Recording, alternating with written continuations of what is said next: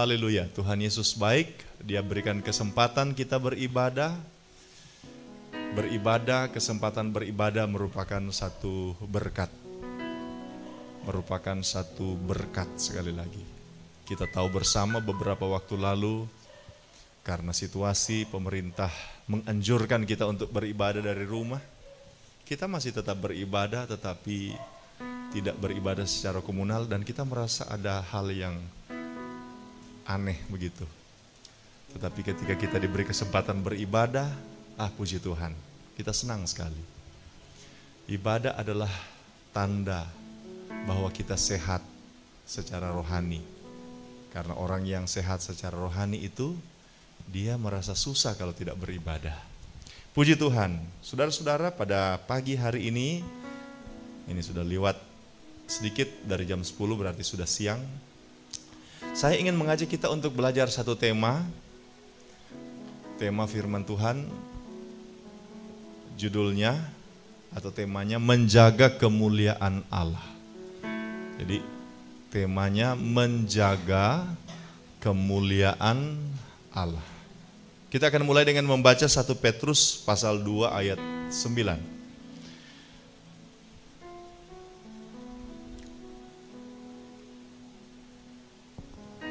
Kita berdiri Bapak Ibu Saudara sekalian, 1 Petrus pasal 2 ayat 9. Saudara bisa ikut membaca kalau memungkinkan. Saya tahu dengan masker kadang-kala kita agak kesulitan untuk bicara. Tapi saya akan bacakan buat Bapak Ibu Saudara sekalian. Demikianlah firman Tuhan. Tetapi kamulah bangsa yang terpilih, imamat yang rajani, bangsa yang kudus, umat kepunyaan Allah sendiri, supaya kamu memberitakan perbuatan-perbuatan yang besar dari Dia, yang telah memanggil kamu keluar dari kegelapan kepada terangnya yang ajaib. Puji Tuhan, disilakan duduk. Bapak Ibu Saudara sekalian yang diberkati Tuhan, Rasul Petrus berkata bahwa kita adalah bangsa yang terpilih, imamat rajani, bangsa kudus, umat kepunyaan Allah. Dan kita punya satu misi, diberikan kepercayaan. Kalau sekarang banyak orang berpikir kalau mendengar kata misi itu seakan-akan kewajiban. Tetapi saya ingin kita mengembalikan posisi misi. Posisi misi bukan sebuah kewajiban tetapi sebuah kepercayaan. Saya beberapa hari lalu saya melihat film dokumenter 75 tahun peristiwa dijatuhkannya bom atom di Hiroshima Nagasaki.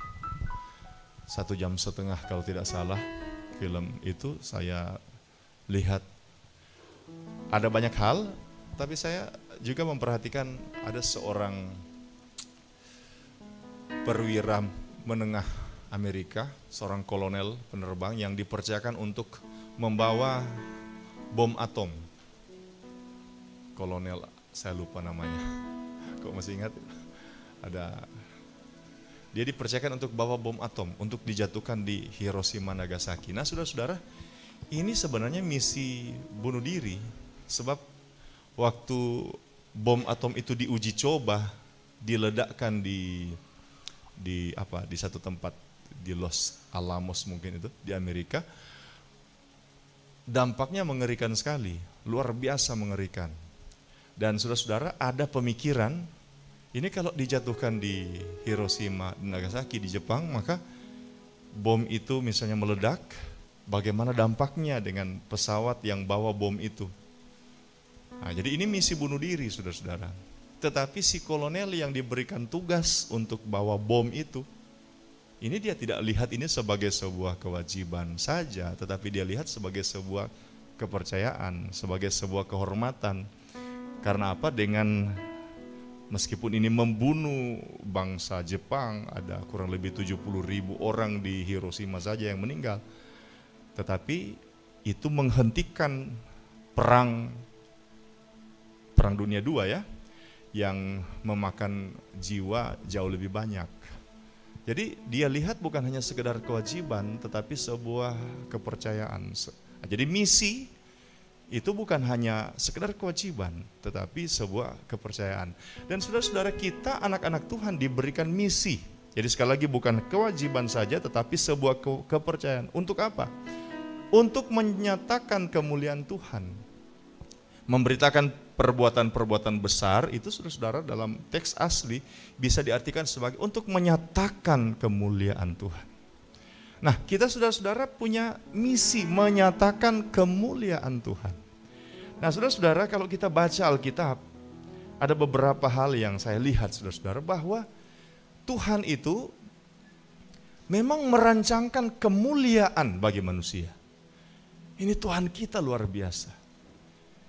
Dia bukan hanya merancangkan sesuatu yang biasa-biasa kepada kita, tetapi dia merancangkan kemuliaan bagi kita. Kalau kita baca Mazmur pasal 8 ayat 3, Mazmur pasal 8 ayat yang ketiga.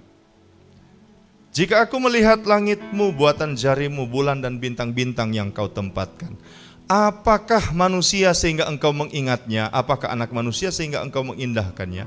Namun engkau telah membuatnya hampir sama seperti Allah dan telah memahkotainya dengan kemuliaan dan hormat. Saudara-saudara, luar biasa Tuhan ini. Luar biasa. Dia mendesain manusia, dia merancang manusia untuk membawa kemuliaan Allah.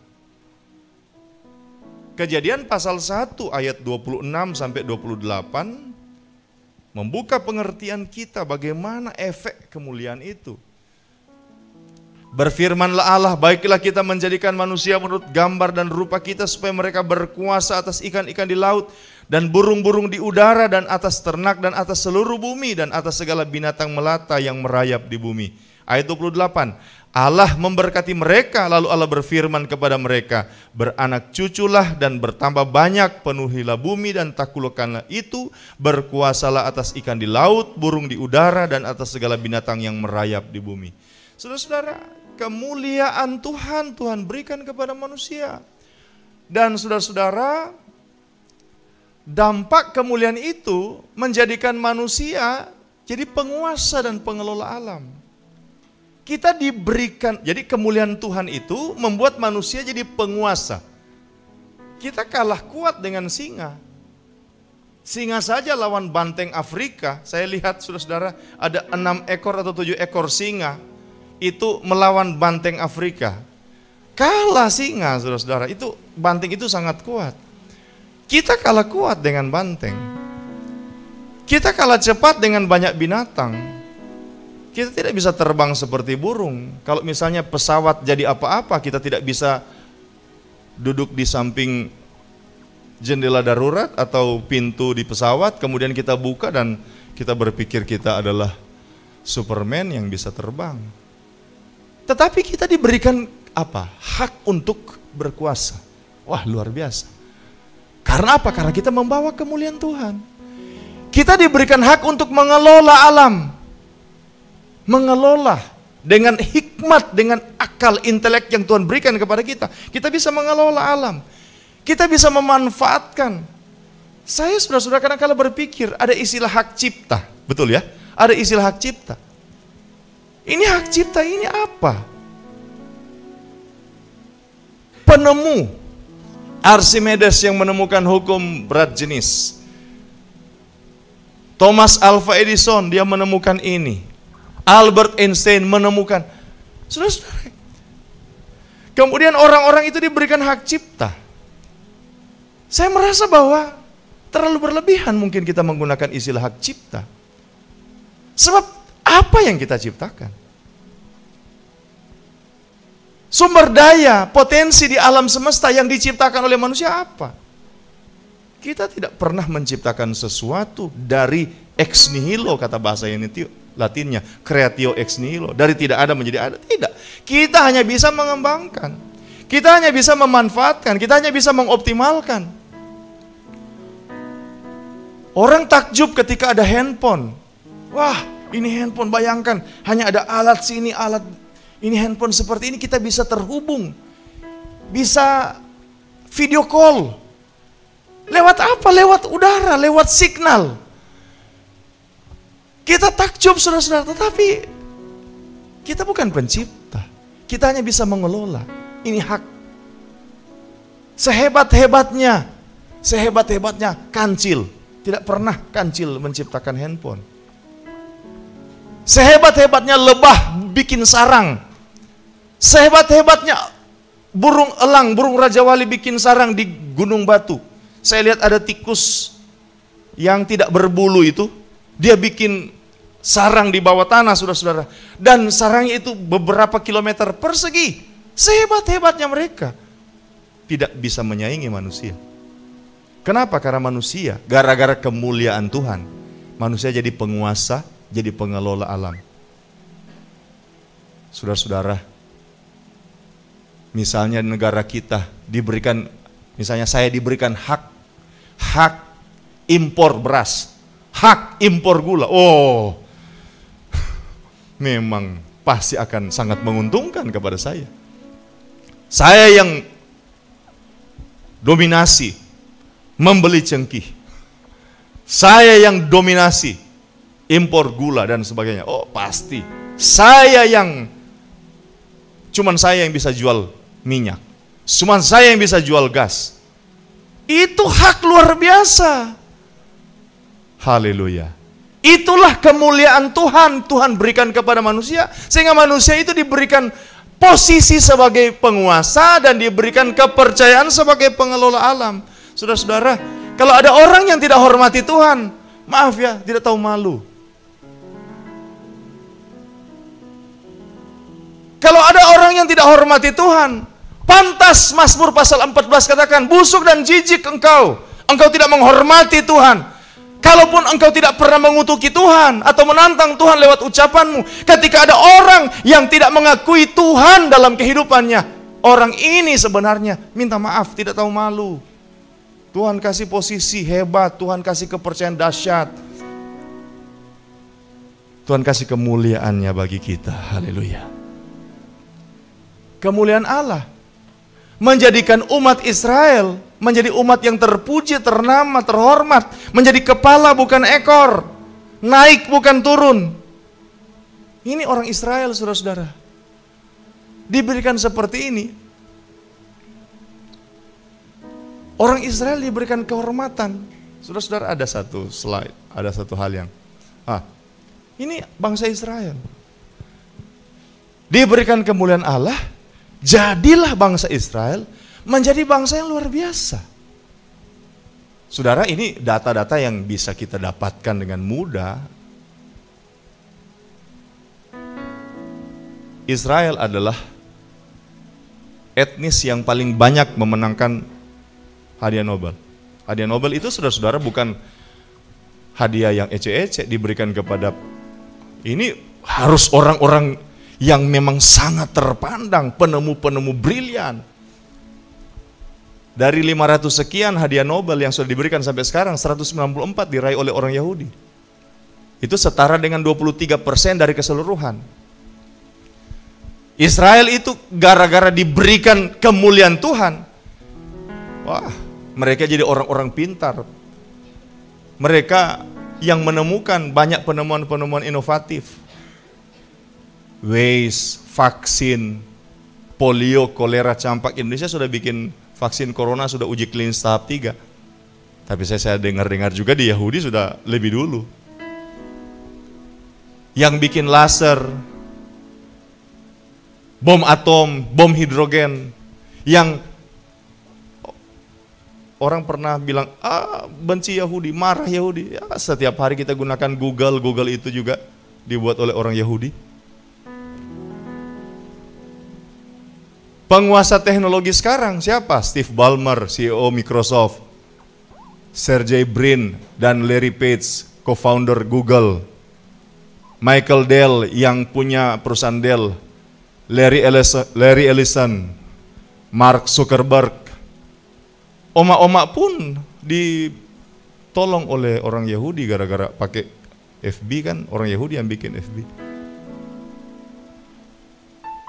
Saya pernah dengar seorang Waktu pergi ke Israel, orang itu bilang, ini daerah ini, negara ini, apa? Dia termasuk negara yang maju, negara kaya, penduduknya pendapatan per kapitanya di atas rata-rata. Dari mana pemasukannya?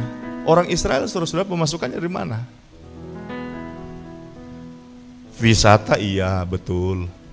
Tetapi ternyata pemasukan terbesar Israel dari apa? Menjual inovasi teknologi.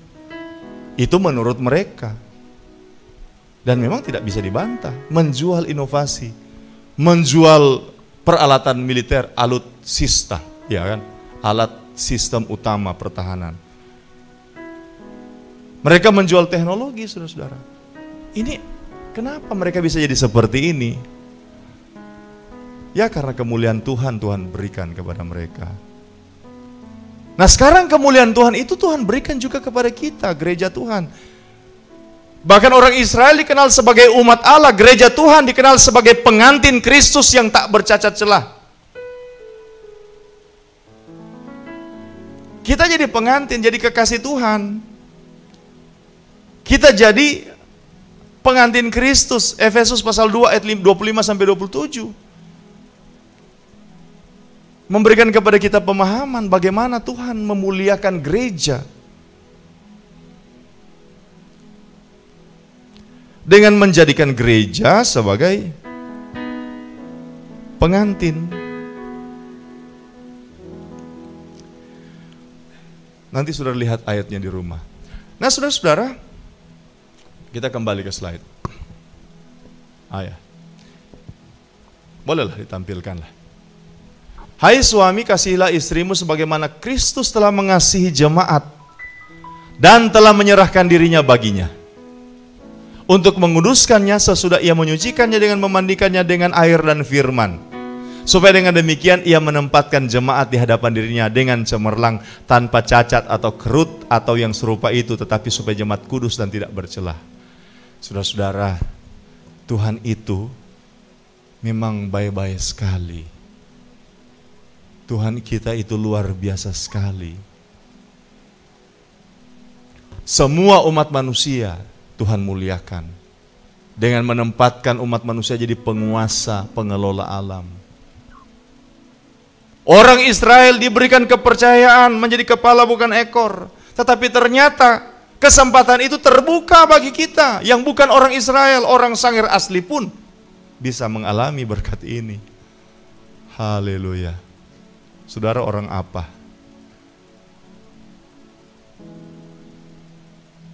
Tiga orang sahabat Baba cerita. Orang Jawa bilang, Presiden Soeharto orang apa? Orang Jawa. Orang Gorontalo bilang, Habibie bikin pesawat, orang apa? Orang Gorontalo. Kita orang Sangir, nintau mau sombong apa? Tuhan Yesus orang apa? Orang Sangir. Puji Tuhan, kita diberikan kesempatan, kita diberikan berkat kemuliaan Tuhan. Amin, saudara-saudara. Kita bersyukur. Karena kemuliaan Tuhan ini eksesnya, dampaknya luar biasa. Dampaknya hebat. Israel jadi contoh bagaimana orang dimuliakan Tuhan. Haleluya. Nah sekarang kita harus tahu bahwa ini kemuliaan Tuhan menurut Roma pasal 3 ayat 23. Dirusak oleh dosa. Jadi kemuliaan Tuhan itu membawa dampak positif, membawa dampak yang sangat indah bagi kita. Tetapi kita harus sadar bahwa kemuliaan Tuhan itu dalam diri kita itu bisa dirusak oleh dosa. Kemuliaan Tuhan itu sesuatu yang harus kita jaga karena gampang dirusak oleh dosa.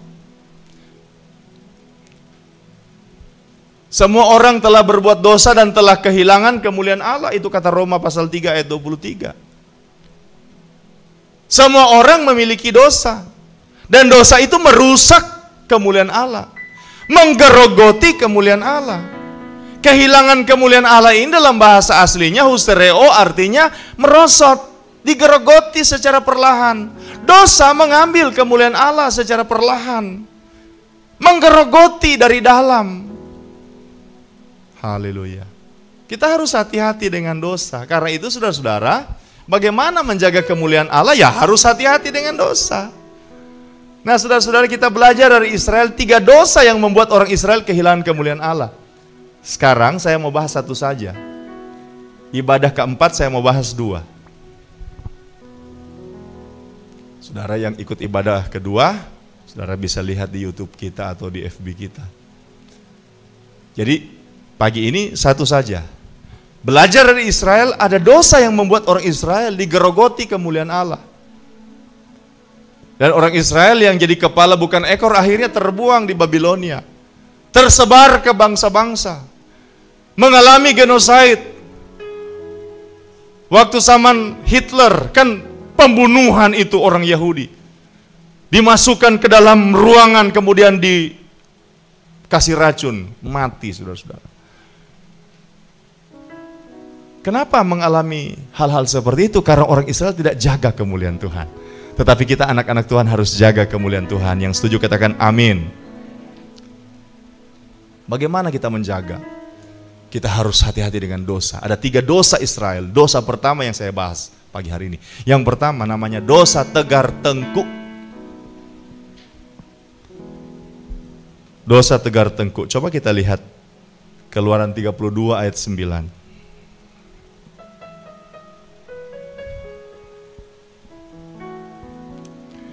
Keluaran pasal 32 ayat 9. Lalu firman Tuhan kepada Musa, telah kulihat bangsa ini sesungguhnya mereka adalah suatu bangsa yang tegar tengkuk. Tegar tengkuk, tegang pantal leher. Oh berarti kalau makan RW atau makan bakput, ini dosa karena bikin tegar tengkuk. Itu lain, tegang tengkuk itu, bukan tegar tengkuk. Tegar tengkuk ini apa saudara-saudara? Tegar tengkuk itu adalah Yesaya 48 ayat 4 juga ditulis tentang hal ini.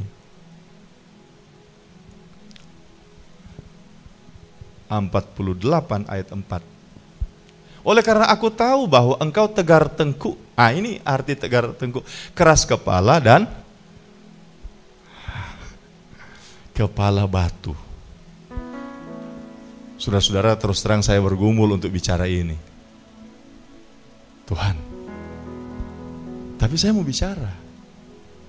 Jemaat tidak kepala batu, iya. Tetapi saudara-saudara, lebih baik kita bicarakan sesuatu di depan daripada di belakang. Orang bilang so jadi dulu. Lebih baik baku atur dari pertama.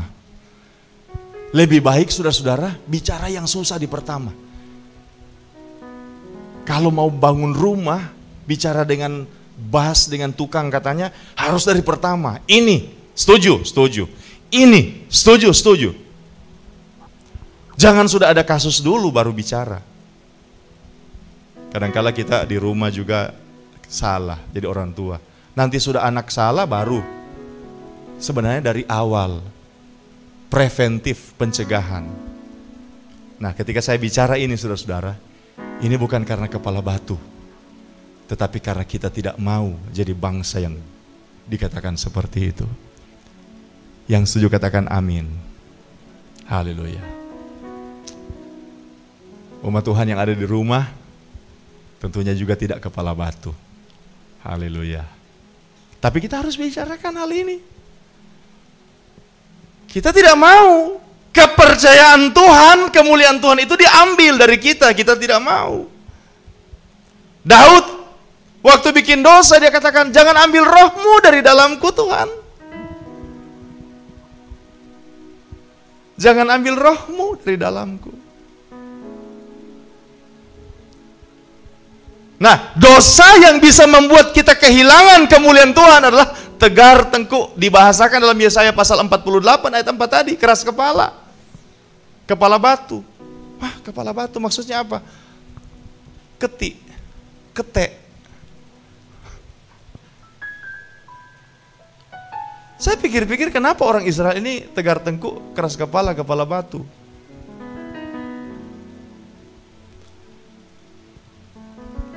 Hai Slaid, di manakah engkau?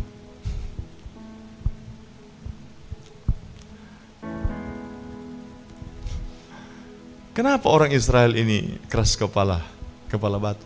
Ya ini, pandai. Saudara-saudara mesti hati-hati dengan pintar. Orang Israel pandai, pintar. Kemuliaan Tuhan bikin pintar. Tetapi rupanya ini pintar ini harus dikelola. Sebab kalau tidak dikelola bisa jadi kepala batu.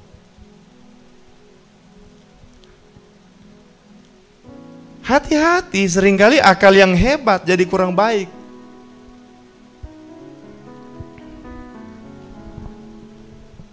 Oh, jadi anak Tuhan harus bodoh. Siapa bilang? Saudara baca Alkitab, kita baca Alkitab. Alkitab itu penuh dengan dorongan, motivasi, nasihat. Harus jadi orang berhikmat, harus.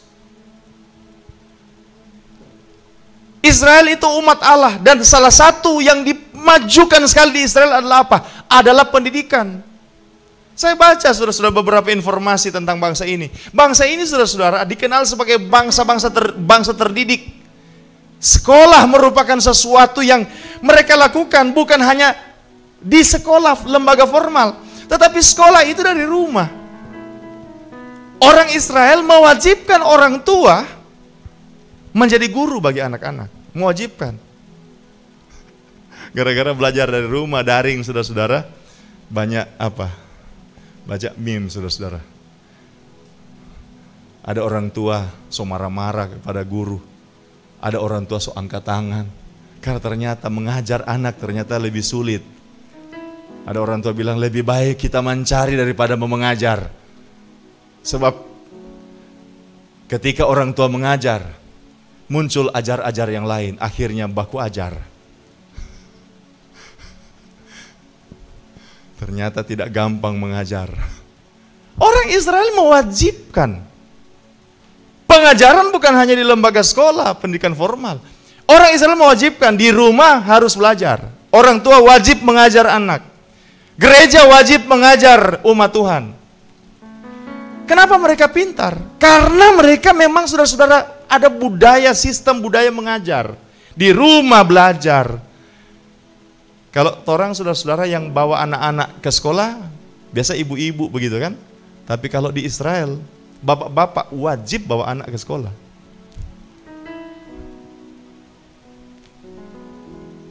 Bapak-bapak wajib sebagai tanggung jawab. Jadi saudara-saudara, kenapa mereka mempraktikkan budaya itu? Karena firman, karena Alkitab. Jadi saudara-saudara, bukan berarti ketika saya katakan bahwa pintar itu kita harus hati-hati. Bukan berarti, oh biar Jo jadi anak Tuhan bodoh. Biar Jo bodoh. Kalau misalnya ada anak-anak Tuhan mau sekolah, gembala bilang, tegar tengku. Ada STT Rumah Murid Kristus, kalau boleh semua jemaat sarjana teologi. Ibu, kita mau bilang ada live streaming. Sarjana teologi atau master teologi, silakan. Oh nanti orang mau jadi gembala, jangan jadi gembala. Siksa jadi gembala. Boleh, tidak masalah. Belajar itu sebuah kewajiban. Menjadi pendeta itu sebuah panggilan. Belajar. Muel punya omak bilang, Pak Pendeta, saya mau belajar jadi STH, jadi MTA. Saya mau bilang jadi doktor sekalian. Tapi tidak mau jadi pendeta. Pendeta panggilan.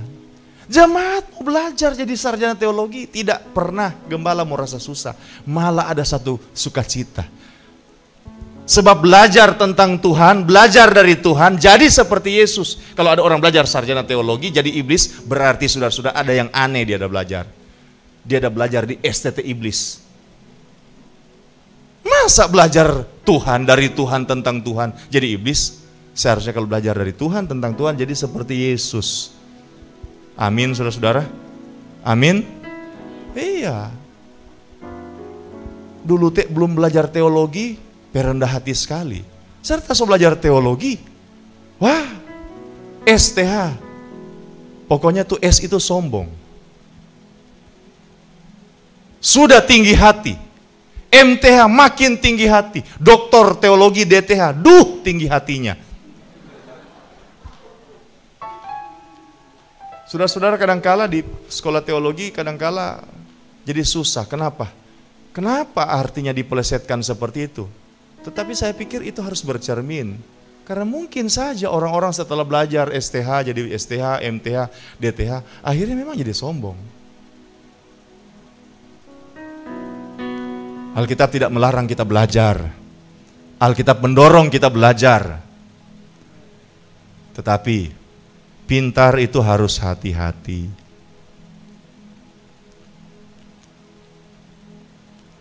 Haleluya. Harus diwaspadai. Sebab akal ini saudara-saudara bisa dicemari. Bisa dikotori. Dikotori oleh apa? Dikotori oleh dosa. Dikotori oleh lingkungan kita. Iblis membisikkan hal jahat. Budaya yang tidak sehat bisa mempengaruhi akal. Di negara India, ibu janda meninggal suami. Lambang tanda ibu janda ini mencintai suaminya dengan sepenuh hati, berbakti kepada suami, bakar diri. Ini kan salah.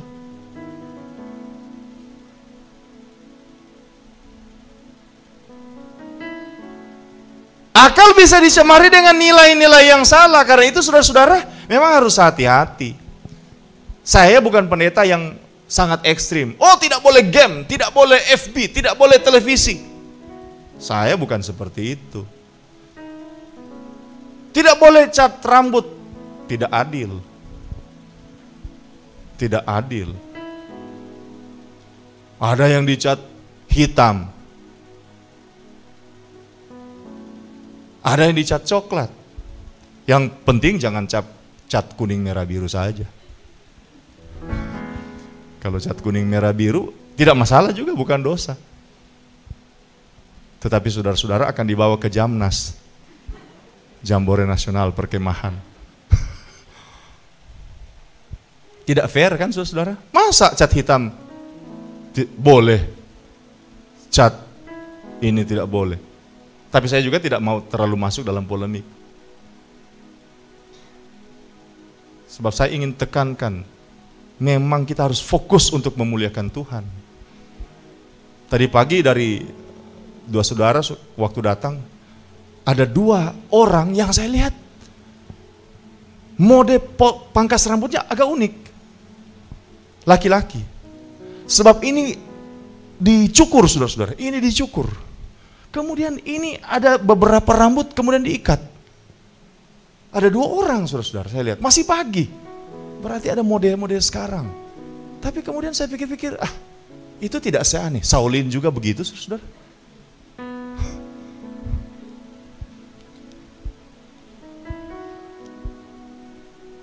Saya tidak ekstrim, saya tidak anti dengan hal-hal itu. Tetapi saudara-saudara, kita perlu waspada. Kita perlu waspada, harus hati-hati. Misalnya game. Saya dengar-dengar kalau anak-anak muda main game, ada kata kill. Kill itu apa? Kill pendek seperti celana atau apa ya? Apa itu kill? Kalau di Sangir, kill itu artinya bunuh. Saya kurang tahu kalau di game itu arti kill apa.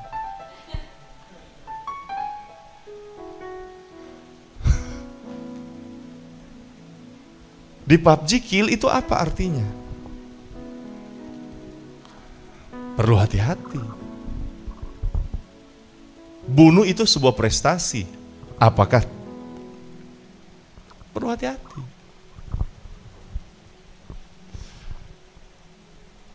Ini nilai-nilai yang salah. Masuk. Kedagingan kita. Motivasi yang buruk saudara-saudara. Bisa mencemari akal. Kita masih ingat dengan seorang teroris namanya Dr. Asyari. Boleh ya saya sebut nama karena memang disebutkan seperti itu oleh pemerintah. Dia orang pintar, tetapi akalnya dipenuhi dengan motivasi buruk, membom. Bom di Kute, di Legian sana. Kasihan saudara-saudara kita dari Australia datang, karena Bali kan dekat Australia, jadi tempat mereka datang. Bali itu kota indah, kota aman, kota damai. Mereka di sana. Ada orang bilang, itu kok orang pergi-pergi di pub. Jangan dulu berpikir begitu, saudara-saudara. Masa dibom? Akal bisa dicemari dengan motivasi salah. Akal bisa dicemari dengan kebencian. Sehingga akhirnya karena kebencian ini membuat akal orang itu dia pikirkan 1000 macam cara untuk balas. Akal bisa dipengaruhi dengan dendam. Akal bisa dipengaruhi dengan cemburu. Kita perlu hati-hati dengan akal. Jangan sampai akal ini akhirnya menjadi sesuatu yang berbahaya. Karena itu saudara-saudara, saya minta ini dicatat karena ini muncul tiba-tiba ketika saya sementara menyembah tadi.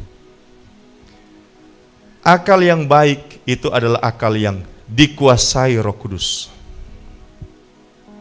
Dituntun oleh firman Allah. Didasarkan pada iman. Tulis itu. Saya mau itu dimunculkan di sini, kalau perlu di Vmix. Akal yang baik itu adalah akal yang dikuasai Roh Kudus, dituntun oleh firman Allah, didasarkan pada iman, digunakan untuk memuliakan Tuhan, memberkati orang lain, dan mengembangkan diri sendiri. Saya ulangi, akal yang baik itu adalah akal yang dikuasai Roh Kudus, dituntun firman, didasarkan pada iman, digunakan untuk memuliakan Tuhan, memberkati orang lain, serta mengembangkan diri. Haleluya. Haleluya. Jangan sampai akal kita akhirnya tidak rohani. Sudah tulis? Di Vmix sudah jadi? Boleh dimunculkan supaya jemaat Tuhan yang ada di rumah bisa membaca.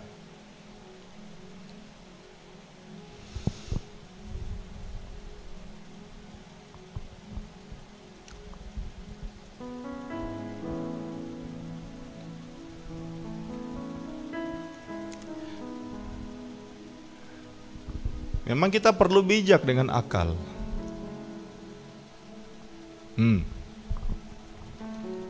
Saya rindu kita lihat 2 menit kalimat ini.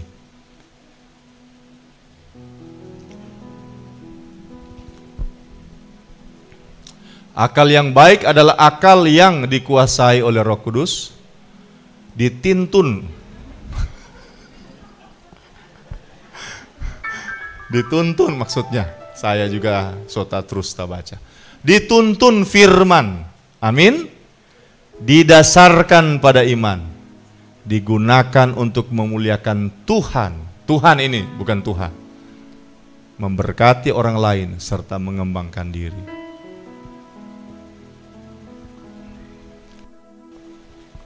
Haleluya. Harus hati-hati, bijak dengan akal. Saudara-saudara jadi pintar karena Tuhan. Ingat itu, pintar karena Tuhan. Karena ada kemuliaan Tuhan dalam dirimu. Coba kita dilahirkan jadi monyet. Biar le belajar di MIS lagi. Biar le belajar di SGS lagi, saudara-saudara. Biar le belajar di mana? Di RMK. Tetap kalau dilahirkan jadi. Satu waktu saudara-saudara di RMK ada tamu datang. Kemudian ini anjing tidak menggonggong. Kemudian tamu itu bilang, Pak Pendeta, kenapa ini anjing tidak menggonggong? Temannya bilang begini, ini anjing-anjing di sini pintar karena ada di STT. Kita dalam hati. Coba suruh baca kalau tahu. Kita jadi pintar. Ada lagu. Kita jadi pintar. Dididik Pak Guru. Saudara-saudara, biarlah Pak Guru jago. Kalau nyanda ada kemuliaan Tuhan nyanda. Boleh katakan amin. Po SGS, ini agak promosi SGS. Sarjana School, bahasa bilingual. Ada ponakan yang sekolah di Miss, dia dari mana? Dari sekolah biasa waktu sekolah. DP mama bilang, dia kata sekolah cuma babadiang, senyum-senyum, anggukan kepala, kenapa? Karena bahasanya full English, full bahasa Inggris. Wah, hebat. Tapi kalau tidak ada kemuliaan Tuhan di sana. Haleluya. Kemuliaan Tuhan membuat kita berhikmat. Katakan amin, saudara-saudara. Nah, akal yang baik adalah akal yang dikuasai oleh Roh Kudus, dituntun firman, didasarkan pada iman, digunakan untuk memuliakan Tuhan, memberkati orang lain, serta mengembangkan diri. Ini definisi yang agak akademis.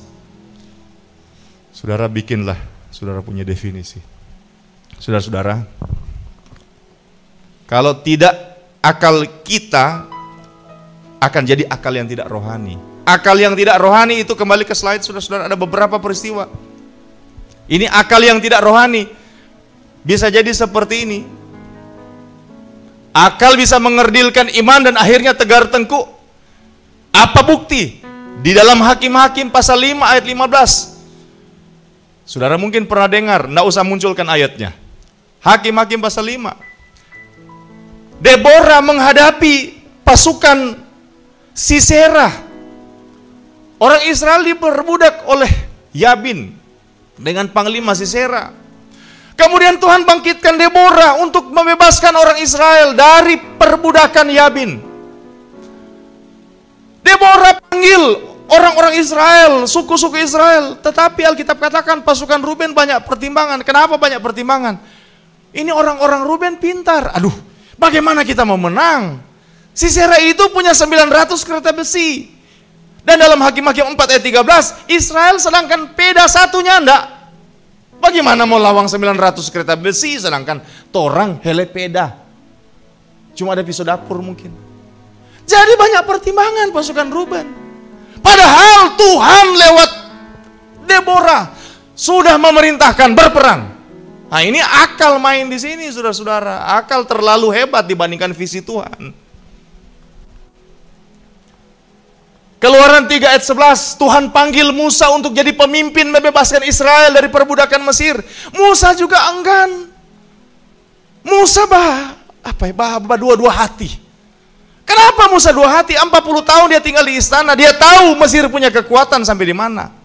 Dia tahu ini Mesir, ini negara hebat, negara pintar, kemudian pasukannya hebat. Mau bebaskan orang Israel, aduh, sesuatu yang mustahil, enggan dia.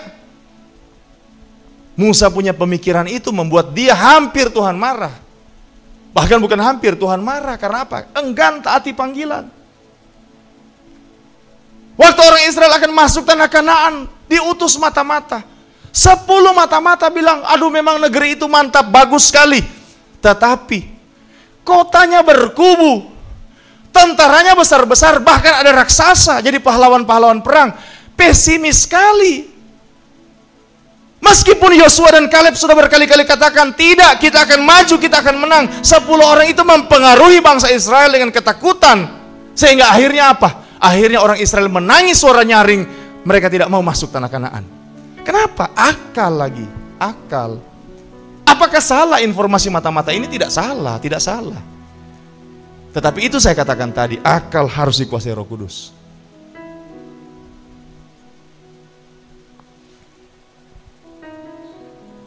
Orang Yahudi tolak Yesus. Salah satu penolakan orang Yahudi bilang begini, adakah sesuatu yang baik datang dari Nazaret? Ini Nazaret waktu itu sudah cuma kampung kecil. Nazaret itu sudah di luar daerah Yahudi asli.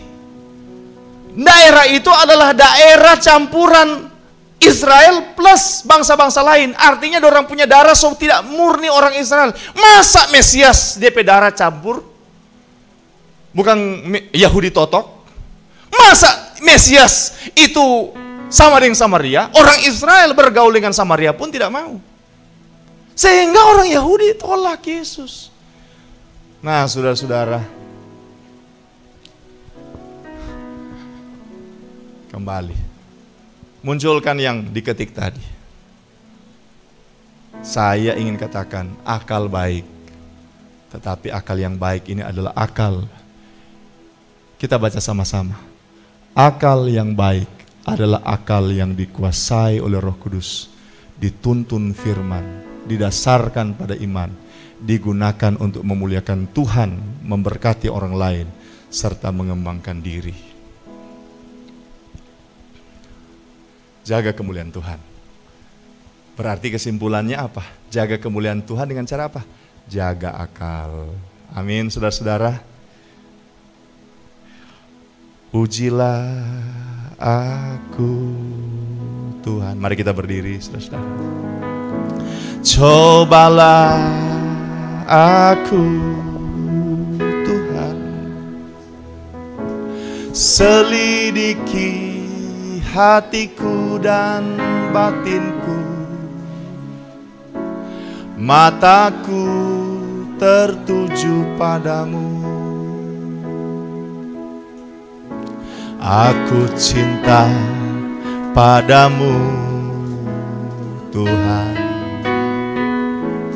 aku rindu hadirat-Mu Tuhan. Aku ingin selalu dekat padamu, menikmati kehadiran-Mu. Ku nyanyi Hosana, ku nyanyi Hosana bagi Rajaku yang duduk di tahta.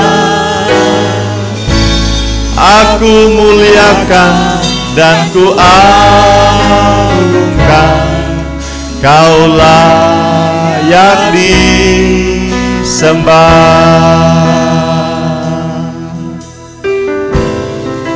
Pujilah aku Tuhan, haleluya.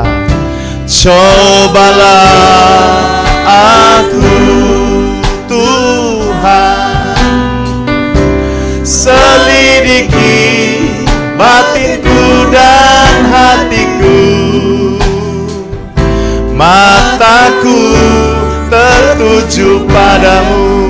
Aku cinta padamu Tuhan, aku cinta padamu Tuhan. Aku rindu Tuhan, aku rindu hadirat-Mu Tuhan, haleluya.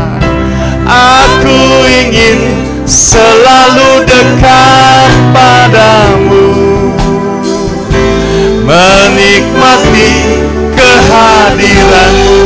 Ku nyanyi Hosana, ku nyanyi Hosana bagi Rajaku yang duduk di tahta. Aku muliakan dan ku agungkan, Kau layak disembah. Ku nyanyi Hosana, ku nyanyi Hosana bagi Rajaku yang duduk di tahta. Oh amin.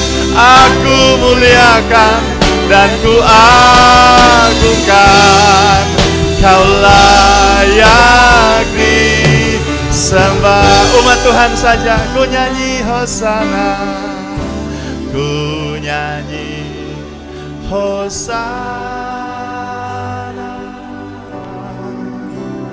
bagi Rajaku yang duduk di tahta. Aku muliakan dan ku agungkan, Kau layak disembah. Jemaat saja ku nyanyi hosana, ku nyanyi hosana bagi Rajaku, bagi Rajaku yang duduk di tanda. Aku muliakan dan ku agungkan, Kau layak disembah. Oh Tuhan, ku nyanyi hosana, oh bagi Rajaku yang duduk di tahta. Aku muliakan dan ku agungkan, Kau layak disembah. Kau layak disembah. Kau layak disembah.